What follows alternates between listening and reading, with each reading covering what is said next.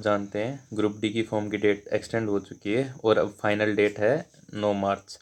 9 मार्च तक आप फॉर्म भर सकते हैं। अभी तक कुछ इश्यूज आ रहे थे जैसे कि फ़ोटो अपलोड होने में, तो वो अब सारे रिजॉल्व हो गए हैं और 11 मार्च तक आप पेमेंट कर सकते हैं। किसी ने यदि अभी तक नहीं भरा हो तो मैं बता देता हूँ किस तरीके से भरने हैं। आपको सबसे पहले rrbapply.gov.in पे जाना है।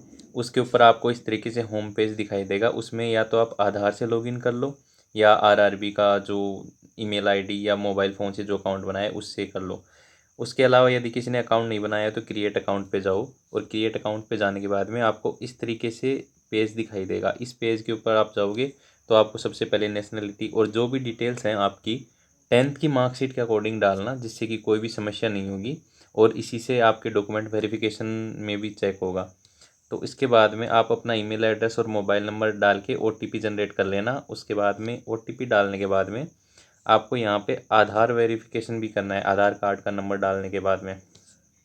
तो आज जैसे ही आप आधार वेरिफिकेशन करते हैं और फिर उसके बाद में आपको अपना पासवर्ड बनाना है, तो पासवर्ड के अंदर एक तो कैपिटल लेटर होना चाहिए, एक स्मॉल लेटर होना चाहिए, कोई स्पेशल कैरेक्टर होना चाहिए जैसे कि @ वगैरह, और कोई नंबर होने चाहिए। इस तरीके से आपका एक स्ट्रॉन्ग पासवर्ड बन जाएगा। इसके बाद में आपको क्रिएट अकाउंट कर लेना है जिससे आपका अकाउंट बन जाएगा। उसके बाद में आपको इस तरीके से लॉगिन पेज पे आना है और अपना ईमेल आईडी वगैरह डाल के आपको लॉगिन कर लेना है। लॉगिन करने के बाद में आपका इस तरीके से ओटीपी मांगा जाएगा, या तो फ़ोन पे ओटीपी ले लो या ईमेल पे ओटीपी ले लो। ओटीपी लेने के बाद में आपको इस तरीके से पेज दिखाई देगा। इसके अंदर आपको ऑनलाइन एप्लीकेशन वाले पेज पे जाना है और ये आधे घंटे तक रहता है सेशन। उसके बाद में आपको फिर से लॉगिन करना रहता है। तो जैसे ही आप ऑनलाइन एप्लीकेशन वाले पे जाएंगे उसके अंदर इस तरीके से आपको ग्रुप डी का फॉर्म दिखा देगा। यहाँ पे आपको आरआरबी अप्लाई करना है जिस भी जोन से आप बनना चाहते हैं, चेन्नई, चंडीगढ़ या जो भी जोन है। तो इसके बाद में आपको दोनों बॉक्सेस को टिक करने के बाद में नेक्स्ट पे दबाना है। उसके बाद में आपका पेज इस तरीके से खुलेगा जो होम पेज है। इस तरीके से खुलने के बाद में ये जो जो भी डार्क दिख रहा है आपको, ये तो पहले से प्री भरा हुआ है क्रिएट अकाउंट के टाइम पे। इसके अलावा आपको ये मैरिटल स्टेटस भरना है जैसे कि मैरिड या अनमैरिड। रिलीजन भर दोगे, मदर टंग जो आप बोलते हो वो भर देना। और उसके बाद में आती हैं कम्युनिटी डिटेल्स और ये आपका एड्रेस हो गया। तो कम्युनिटी डिटेल्स के अंदर सभी का अलग अलग है, जैसे कि कोई ओबीसी से है, ईडब्ल्यूएस से है, एससी से है, एसटी से है। तो उनके अंदर इस तरीके से अलग अलग डिटेल्स पूछी हुई हैं, तो वो भर देना। ये जब आपका सर्टिफिकेट इश्यू हुआ है तब बनना है, और जो सर्टिफिकेट के ऊपर आपका नंबर लिखा हुआ है कम्युनिटी का वो फिल करना है। और इसके अंदर जो भी इशूइंग अथॉरिटी है, जैसे कि ये सब अथॉरिटीज़ होंगी जो आपके उसके ऊपर लिखा हुआ होगा सर्टिफिकेट पे, तो आप इनमें से जो भी है वो आप फिल कर देना। उसके बाद में आपका आएगा नेक्स्ट पे अदर डिटेल्स के अंदर एक्स सर्विसमैन हो या नहीं हो, यस नो। आप यदि कोई डिसेबिलिटी है तो उसका सर्टिफिकेट या जो भी सर्टिफिकेट नंबर है वो सब डालना रहेगा। और किसी को स्क्राइब चाहिए तो वो यहाँ पे यस करके डाल सकता है। कोई इकोनॉमिकली बैकवर्ड क्लासेस की डिटेल्स हैं वो यहाँ पे डाल सकता है। उसके बाद में आपको यहाँ पे ये जो आधार कार्ड है ये वो वाला डालना है जिससे आपका बैंक अकाउंट लिंक्ड है और जो इसमें अंदर आपको रिफ़ंड चाहिए। जैसे इस फॉर्म की फ़ीस 500 रुपये है, तो आप फर्स्ट जो टीयर एग्ज़ाम दे देंगे उसके बाद में आपके 400 रुपये रिफ़ंड होंगे।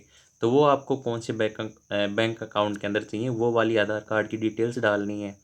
उसके बाद में एजुकेशनल क्वालिफ़िकेशन आ जाता है। तो आप यहाँ पे दबाएंगे तो 10th की मांग रखी है एसेंशियल एजुकेशन क्वालिफ़िकेशन। तो 10वीं की सिर्फ 10वीं की डाल दोगे या जो भी आईटीआई कर रखा है वो डिटेल्स डाल दोगे तो ये चल जाएगा। डिटेल्स डालने के बाद में यहाँ पे ऐड पे क्लिक करोगे तो वो इस तरीके से आ जाएगा और उसके बाद में आप नेक्स्ट पे दबा देना। नेक्स्ट पे दबाने के बाद में आपकी फ़ोटो आएगी। तो फ़ोटो के अंदर आपको डार्क कलर के कपड़े पहनने हैं, मतलब यदि पीछे बैकग्राउंड वाइट है तो आपको कुछ अलग कलर के पहनने हैं ताकि वो एक कॉन्ट्रास्ट नज़र आ सके, अच्छे से फ़ोटो दिखाई दे सके और फॉर्म भी रिजेक्ट नहीं होगा। और इसके अलावा जो सिग्नेचर है, तो सिग्नेचर आपको करने हैं ब्लैक इंक से, वाइट पेपर के ऊपर ब्लैक इंक से करने हैं। और जिसकी जो साइज़ है वो मिनिमम 30 KB और मैक्सिमम 49 KB तक रखनी है। तो कोई भी ऐप से आप कर सकते हैं ये, मोबाइल में फ़ोन में भी बहुत सारे ऐप मिल जाएंगे रिसाइजर के, तो वो हो जाएगा। उसके बाद में नेक्स्ट स्टेज पे आपसे ये पूछेंगे, पोस्ट डिटेल्स पूछेंगे। इसका मतलब ये है कि यदि आपके सेम नंबर हैं और आपने प्रेफरेंस ऊपर वाली जैसे कि असिस्टेंट वाली दे रखी है टीआरडी वाली, तो आपको पहले ये पोस्ट मिलेगी किसी दूसरे से पहले। यदि सेम नंबर पे हैं और आपने उससे पहले ये प्रेफरेंस डाल रखी है तो इस हिसाब से ये प्रेफरेंस डालनी है। तो आप अपने अकॉर्डिंग डाल सकते हैं। वो डालने के बाद में आप जैसे ही नीचे जाएंगे तो प्रीव्यू एप्लीकेशन पे दबाना। प्रीव्यू एप्लीकेशन पे दबाने के बाद में इस तरीके से आपका पूरा रीचेक होने के लिए आ जाएगा और इसके अंदर आप जो भी पोस्ट डिटेल्स हैं और जितनी भी सारी डिटेल्स हैं आपकी यहाँ तक आ जाएंगी। उसके बाद में आप सबमिट पे दबा देना। यदि कोई भी एडिट नहीं करना है तो उसके बाद में आपका फॉर्म फिल हो जाएगा और डायरेक्ट फ़ीस के ऊपर जाएगा। तो वहाँ पे फ़ीस पेमेंट के बाद में कंप्लीट फॉर्म फिल हो जाएगा। तो इस तरीके से आप अपना फॉर्म भर सकते हैं और यदि कोई डाउट है तो आप कमेंट सेक्शन में पूछें। Thank you so much.